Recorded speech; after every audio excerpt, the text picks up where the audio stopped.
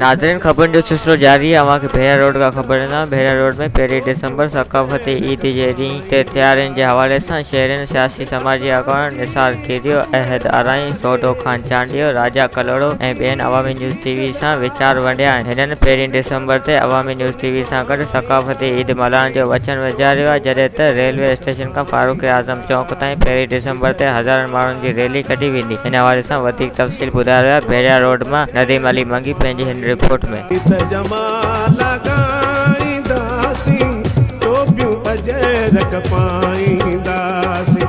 सिंध असांजी अमड़ आहे, सिंध असांजी जीजल आहे, सिंध सना तो निभाईंदासीं, टोपियूं अजय रख पाईंदासीं। नाज़रीन, सॼे सिंध जियां भिरिया सिटी में बि भिरिया सिटी जा समाजी अॻवान ऐं सियासी कारकुन जेको आहे सो सिंधी सकाफ़ती ॾियारे जी भरपूर तयारी करे रहिया आहिनि। अवामी न्यूज़ जो जेको उनवान ॾिनो वियो आहे, अचो त खेत खेड़ियूं, अचो त सोन मेड़ियूं, मारू रहनि ख़ुशहाल, सिंध रहे आबाद जे उनवान हेठि ई भरपूर तरीक़े सां तयारी करे रहिया आहिनि।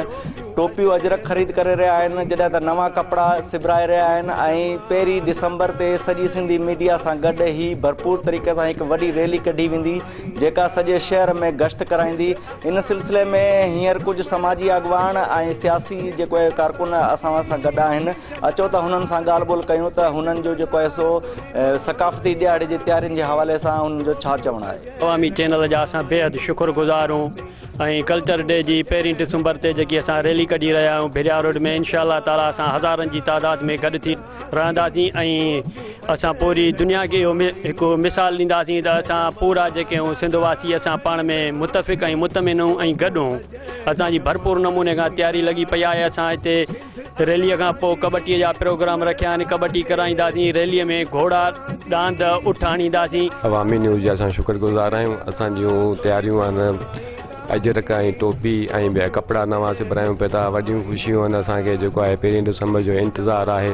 दोस्त यार पाण में गॾु वेहंदा आहियूं, ठाहींदा आहियूं त जेको आहे त 1 दिसंबर ते जेको आहे प्रोग्राम खे इंशाअल्लाह ताला वॾे पैमाने ते असां स्टेशन खां शुरू कंदासीं, फारूक आज़म चौक ताईं असां जेको आहे त ख़तमु कंदासीं इंशाअल्लाह ताला। तयारियूं वॾियूं आहिनि असां। अवामी टीवी जो असां तमामु शुक्रगुज़ार आहियूं।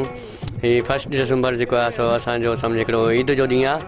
असां हिन से भरपूर नमूने तयारी कंदा आहियूं ऐं जेको आहे सो एकता जे हिसाब सां मल्हाईंदा आहियूं। सिंधी टोपी अजरक असांजी हिकिड़ी उजागर आहे। असांजी 15 साल पुरानी जेको आहे हिकिड़ी तहज़ीब आहे। दुनिया में किथे बि हलियो वेंदो त हुन मां इहा ई सिंधी टोपी ऐं जेको पातलो हूंदो महसूसु कंदो त अॻियों त जेको आहे सो वाक़ई सिंध जो आहे ऐं सिंध जा मोहबत आहे।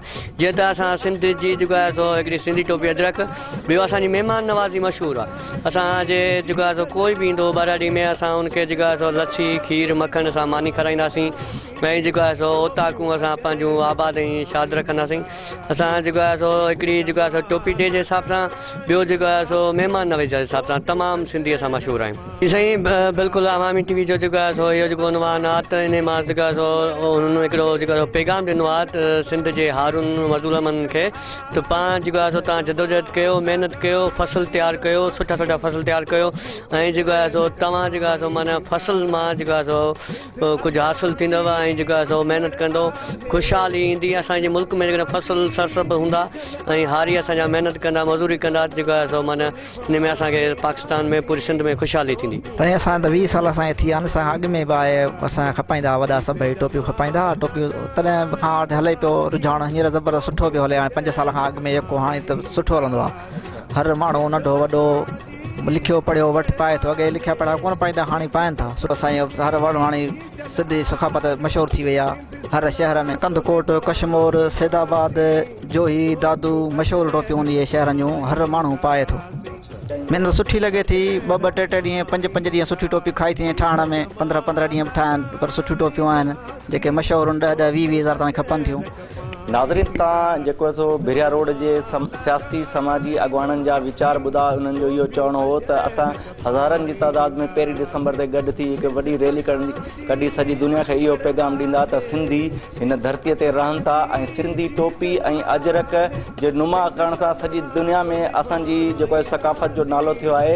कैमरामैन अली हैदर कलोड़ सां गॾु नदीम अली मंगी, अवामी न्यूज़ टीवी, भिरिया सिटी। पंहिंजी ज़बान खां मुंहुं मटिया मिटिजी वञा, धारी ज़बान खे मां चटिया चट थी वञा, मुंहिंजी अम्मा मूंखे रुगो कर हीअ दुआ सिंधी पढ़ा सिंधी लिखा सिंधी रहा मुंहिंजी अम्मा तुंहिंजी ज़बान क़ौमी ज़बान ऐं सिंध अम्मा तुंहिंजी ज़बान क़ौमी ज़बान। वधीक ख़बरनि ऐं तफ़सील जे लाइ विज़िट कयो असांजी वेबसाइट awaminews.hd.com ऐं ॾिसंदा रहो अवामी न्यूज़ HD।